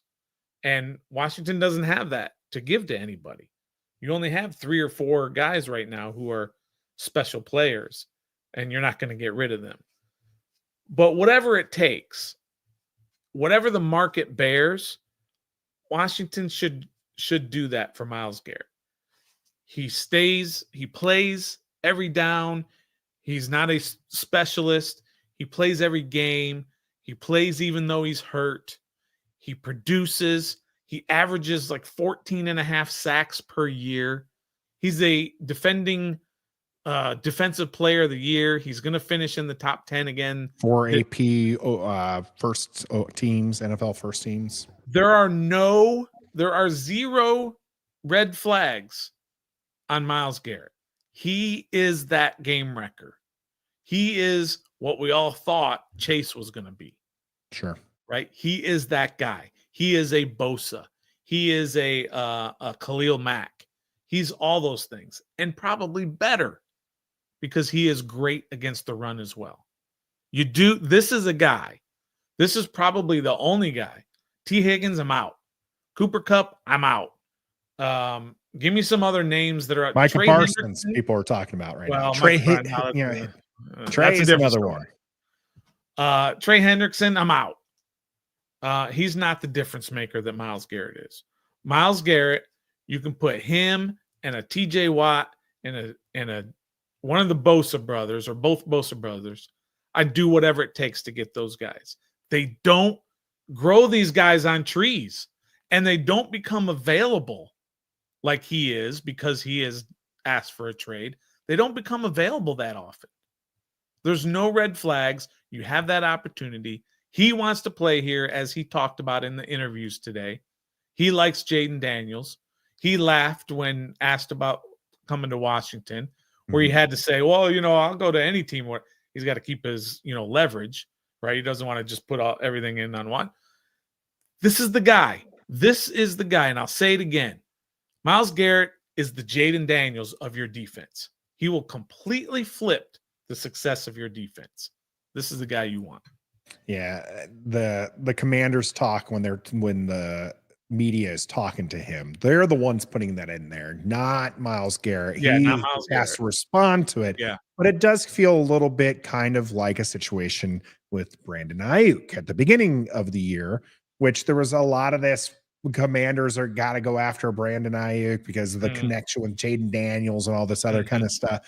And it just seems a little too forced fed. And I don't know that Adam Peters likes his hand being shown as much, but it is an interesting question when it comes to this. No doubt that he is a fantastic player. I mean, he has 14 or more sacks like 4 years in a row. Here starting in 2021, 16 sacks, 22, 16 sacks, 14 sacks, and then 14 sacks. Guy is a beast. He is under 30 years old, doesn't turn 30 until December, and he is one of the few players with above 100 sacks in that time frame. In fact, I think he's 6 sacks away from being number 2 all time for sacks under the age of 30. Like unreal player. Unreal player. I get that. I'm not in love with a lot of the price tags associated with him, but I understand price tags is what you have a problem price. With. Of course, if he was free, Stoner, anybody would take him. Right. I do agree with the jersey. Please do not tarnish the name of Myles Garrett by putting any of the Bosa brothers attached to him, because I would love to reference you again to one Baker Mayfield, Boomer Sooner baby, stiff arming a Bosa brother all the way to the sideline and completing a pass. Okay. That's not Myles Garrett. Myles Garrett takes down Baker Mayfield. All right. Even though they used to play together, but yeah, don't throw around those guys' name. They're not special anymore. They were special. They're not special anymore. Myles Garrett is a difference maker. I get you. This team is devoid of talent, and having a difference maker like Myles Garrett is important. And I'm not saying he's not, but when you're talking about giving a minimum 4 draft picks, 2 firsts and 2 thirds is the option we're going here. Is that really, like, when you're Adam Peters and you want to build through the draft, and it was seen as kind of a shock that he gave up a 3rd round pick for Marshawn Lattimore, but that seemed like a decent deal for a guy who's injured, and you don't know what you're going to get, but that was a bit of a surprise. Do you really see a guy who wants to build through the draft, who really wants to make this team his own identity, and a team that very admittedly is several pieces away from truly being a Super Bowl contender? They were there. I'm not erasing history. I get it. We were 1 win away from the Super Bowl. We talked about consistently making sure this season isn't a fluke. There are a lot of roster holes, Stoner, and I'm looking at a 1st and 3rd this year and a 1st and 3rd next year as being able to make sure this team is staying at the top of that win column much longer than just 2025. Yeah, that's fair. Those are all very valid concerns when you're trying to talk, or when you're talking about trying to get this guy. I totally get it. The whole thing when you say that they want to build through the draft, of course, every team wants to build through the draft, but not all successful teams are built fully through the draft. If you look at Philadelphia, right? They're mostly built from the draft. Howie Roseman is an absolute genius. This is the 3rd time they've been to the Super Bowl in the last 7 years, and he's rebuilt the team every time. This is total different iterations of football teams that they've been going to the Super Bowl each of these times, right? And he's been the guy behind it all. And yes, they have great draft choices. But when A.J. Brown becomes available, even though you're not quite where you want to be yet, you go get A.J. Brown. And that was a trade, right? When Saquon Barkley becomes available, and he was never on your radar and it was never in your plan, because you're going to build through the draft. That's free agents, a little different. But still, when they become available, you go get them regardless of what you have to give up. And I get Saquon is a little different, but they did have to give him a nice chunk of money against their cap. But when A.J. Brown was available, they went and got A.J. Brown, and they gave up draft picks for him, even though they have built this team through the draft. Tennessee is an idiot, by the way, for that one. I know, right? They gave up a lot of guys over the years. But there are different ways of doing it. You don't only go through the draft. You have to supplement it with players that you sign free agent or that you trade for. And this is the guy. This is the guy you make an exception for. And if you're going to give him 2 number ones as an example, and if they want a player, you line up your entire roster in front of the Cleveland Browns and say, you can have anybody on this roster not named Jaden Daniels. You can have anybody. And, this is blasphemy. That includes Terry McLaurin, right? You're not alone. A lot of people in the chat saying that same thing. Only Untouchables, JD5, everybody else. That's it. You can have anybody you can have all of them, and we'll figure it out after that. You can have every single player. We'll figure it out after that. That's what this guy is. I can't express that. Like T. Higgins. When you look at T. Higgins from the offensive side, and you say, yeah, he's a stud receiver. He's got some red flags about him. He does get hurt a lot, right? He is going to cost a lot of money against your salary cap. Your offense is fine without T. Higgins. You talked about it quite extensively earlier. You have a top-ranked offense. You don't need a T. Higgins. You need a pass rushing, run stopping, setting the edge, causing chaos, game plan for type of defensive end, and this is the guy, and he's available. You got to try to go get him, and there's almost no price that you shouldn't pay. I mean, that's what I feel about Myles Garrett. He's totally different animal than anybody else who is either available or is kind of, the rumors are out there again, like Trey Hendrickson. You have to get him via trade. Max Crosby. Now let's, if he starts yapping, I might listen, because I like me some Max Crosby too. Yeah. But all these guys out there who are either free agents or guys who are talking about wanting out of their team, this is the one. This is the one that you do whatever you have to do to get them. And every team should have the same attitude. I will say this. I would be happy to have Myles Garrett in burgundy and gold. Yeah. Okay. So if Adam Peters feels the same way you do, Stoner, and he pulls the trigger on this, yeah, I'll be ecstatic. As a couch quarterback, couch GM right now. Yeah.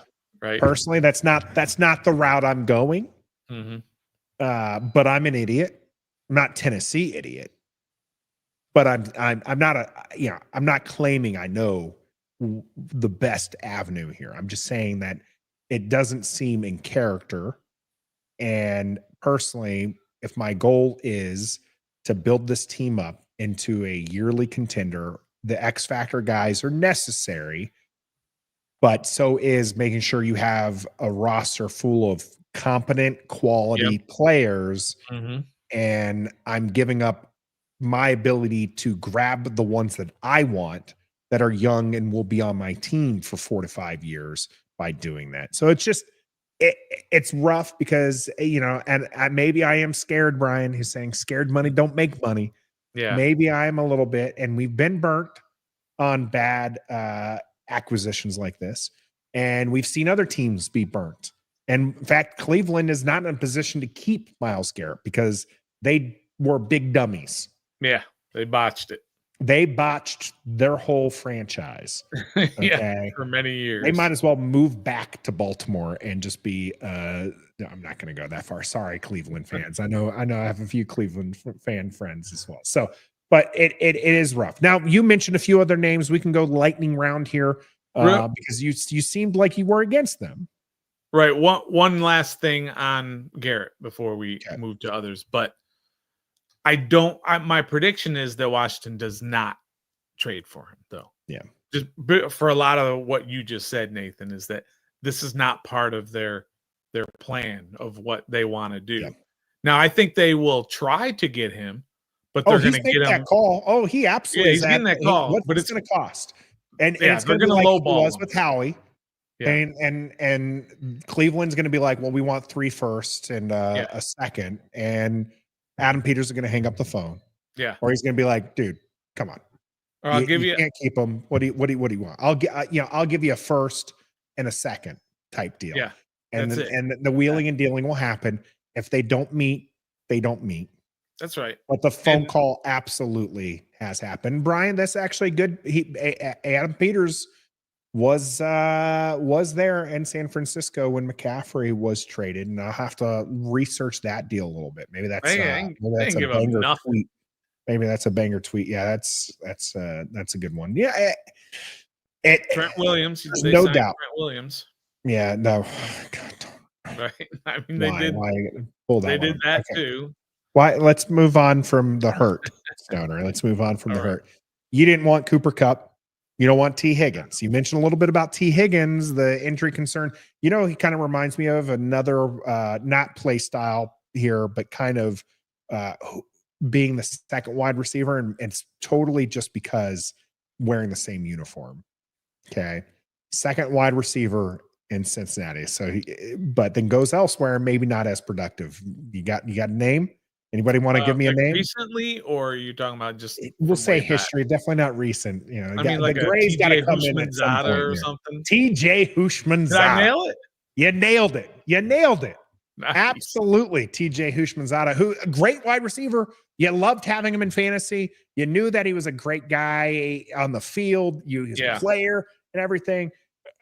He leaves Cincinnati and he was just okay. And that's kind of what T. Higgins reminds me of. I'm not saying T. Higgins can't be a great player. I think he's going to be fine.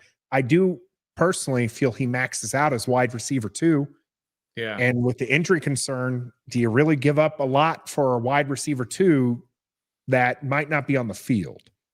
Wide receiver 2 for Washington is going to be the same type of wide receiver 2 that they had last year in the Noah Browns or or Zacchaeus. Maybe not quite down to the Zacchaeus level, but the Noah Brown, it's going to be like the rumors are out there, and I think this is a great fit, is the Darius Slayton, right? Mm-hmm.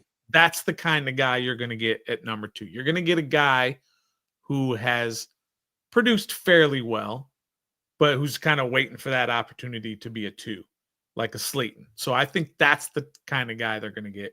But they're not going to get T. Higgins. They're not going to go trade for Brandon Ayuk, right? They're not going to it's not going to be Cooper Kupp.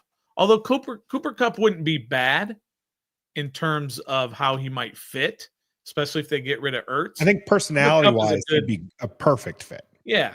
But you're not going to go out and you're not going to give him big money and you're not going to trade for him. I guess he's going to get cut or they're going to trade him, whatever. He's under contract. Yeah. So I don't know what the Rams I would definitely not trade for Cooper Kupp if he's a free agent and he wants to come here for cheap. Right. Sure. Absolutely. Right. But we're talking about another oft-injured wide receiver and a much older one. And that's the thing. He's in his later years now. Yeah, I think he's 32. Yeah, so he's not somebody I'm looking at as well. Yep. What about the fantasy ones? Really, you mentioned Trey Hendrickson. You didn't want him. Nope. Don't feel like he's a difference maker. He's available. He's talked about he needs to move. He needs new scenery. That could be contract talk as well too. By the way, because he's only got 1 year left. He might be just trying to be like, you got to pay me now. I'm not trying to denigrate the guy, but he's Ryan Kerrigan. Okay, he's fine, but he's not a difference maker. And unless you're gonna go for a difference maker like a Myles Garrett, then that's where you build through the draft or whatever. But you don't go after Trey Hendrickson. Not a difference maker to me. Well, difference maker we're quite familiar with, and he is quite familiar with Dan Quinn. And there's some talk of discontent being out in the Lone Star State. Yeah. Do you think there's any world where we end up with Micah Parsons? No, not in the world that I live in. But I mean, Micah Parsons, now that's another guy. He's on that same level to me as Myles Garrett. I mean, if he's wearing burgundy and gold, I'm a very happy. I loved him coming out of the draft. Mm-hmm. Like that guy is a game wrecker. I'm really sad to see him in that stupid uniform down in Dallas. What's his contract? So did he already sign a big deal? No, I think he's up for it. I honestly haven't been paying attention to that because it's total fantasy. It is definitely. It's the problem. And that's why I don't necessarily want to devote a whole lot of time to it, because unlike Myles Garrett, who's come out actually saying he wants a trade and he's forcing the hand of the Cleveland Browns. And unlike Trey, who's done the same thing, like we're not talking about Max Crosby, because Max Crosby has said, I want to be a Raider, right? Like that's not on the table. T. Higgins is available. Cooper Kupp has come out and said that he wants to play and he wants new scenery. Those are situations we can really talk about. Micah Parsons coming to Washington, that's complete fantasy. Get on Madden and make it happen. Yeah. Because that's about the only way you're going to see it. Gus said he's going in his fifth year. Yeah. That's what I thought. I thought he was going into his fifth year. And that's kind of, again, contract talk. I talked about Trey Hendrickson.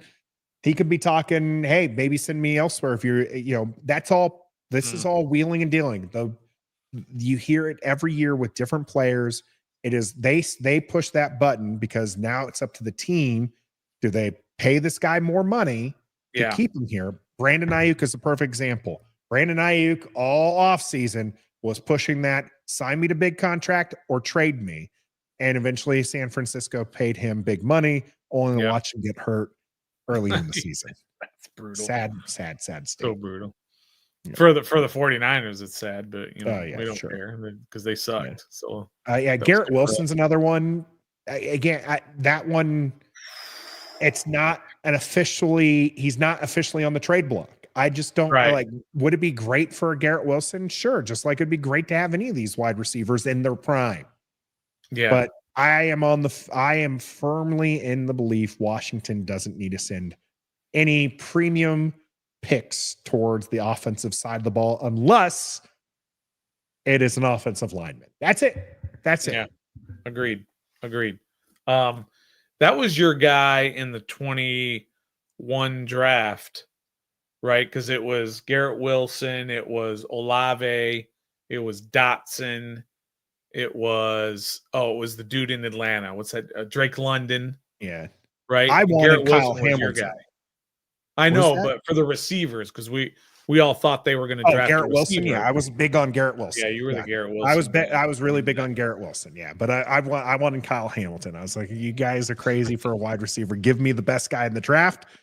Who's Kyle Hamilton? But what about this? Is a total non sequitur. But what about the report that came out, or not the report, I guess JP Finley straight up said on the radio, he said that there were coaches screaming at each other prior to when Washington made the Emmanuel Forbes pick, where coaches were screaming about taking Christian Gonzalez instead of Emmanuel Forbes. It's all after the fact, right? And the team for the longest time pushed, Ron Rivera in the car, talking about draft day. Like they're going to go in and they're going to get their guy, Emmanuel Forbes. It's crazy. We were all screaming. I don't care if the coaches were screaming it. We were screaming it. We all thought it was going to be Gonzo. The pundits thought it was Gonzo. The board thought it was Gonzo. There was nobody in their right mind that thought Emmanuel Forbes was going to be the next name taken. And maybe, honestly, if you want to dig into this, maybe that's why Martin Mayhew has a job. Because maybe he was standing on the table for Gonzalez. I would show the video to Adam Peters coming in, cleaning house on the personnel side. If I wanted to keep my job, I show that tape because it was all recorded because that's how they piece it together, right? Yeah. You show the tape saying, this is me telling this goober over here. Right. It's Christian Gonzalez, not Emmanuel Forbes, and have Ron Rivera say, no, Emmanuel Forbes is my guy. We're taking him. He's the better player. And then just have me repeat over and over again. You're making a mistake. It's Christian Gonzalez. And that would be it. That's how I keep my job. If I'm Martin Mayhew, that's how I kept my job, is saying I fought for the better player. I went back and I watched our live draft show, right? And it was funny because it got to like pick 11, and that's when all of us we just started screaming, "Trade up for Gonzalez! Trade up for And then he didn't go 11, and we're like, "Okay, they're at 12. Trade up for Gonzalez." We kept doing it. I started looking at it. Over. I was just like, he's going to fall. He's going to fall to us because these teams don't need a quarterback. I was like, he's just going to fall into our lap, and there he was. And there he was. Yeah, and we were all like, "They're going to draft. All right. Oh, this is amazing. He fell to us. We're taking it." And then they were like Emmanuel Forbes, and we were like, "All right, I don't know what's going on here." And yeah, sure enough, it was one of those ones where I talked myself into it after the fact. I was like, okay, well, it's his style of play they're looking for, and then only to watch them not play him in a style that actually fit him. Right. This is a zone guy. He plays 10 yards off the ball with his eyes at the quarterback. He plays the quarterback. That's why he was successful. And they line this guy up over some of the top wide receivers for AJ Brown, man to man, and expect him to like be a press corner. It's like that's not his skill set. So yeah, I feel bad for them. You got me ranting about that. That's not what we were talking about, because we don't have to sign Emmanuel Forbes, thankfully, to a contract. Maybe Myles Garrett. Who knows what's going to happen? We're going to continue some off-season talk next week as we stream live every Wednesday here on YouTube and Facebook, 7:30 Eastern. You can catch us on your favorite audio platform as well. Do me a favor, hit that like button if you haven't already. Share this content with your friends so they can join the conversation live. We had several great people in here. Eddie, Grimjaw, Doug, Gregory, JG in the house here with Gus Bus, and quite a few others, Metaphor, joining here as well. We appreciate you joining in the chat. And we will be back with our top 5 content starting next week, Monday. Be sure to look out for that. Let us know what you think in the comment section of that kind of stuff as well. I'm Nathan. That's the Stoner. And until next time. Look, that was a really great chat, but let me tell you, go get Myles Garrett. Be a fan.